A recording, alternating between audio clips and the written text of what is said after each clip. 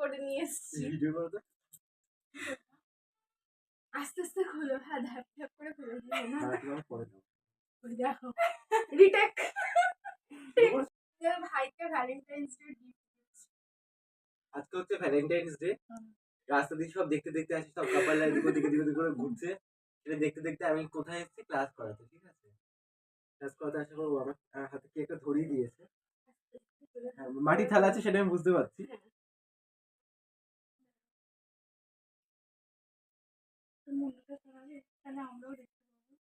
বাহ, একটু একদিনে করেছিল, একটু ডিস্টার্ব হতে পারে। খুব সুন্দর হয়েছে, ভীষণ সুন্দর হয়েছে।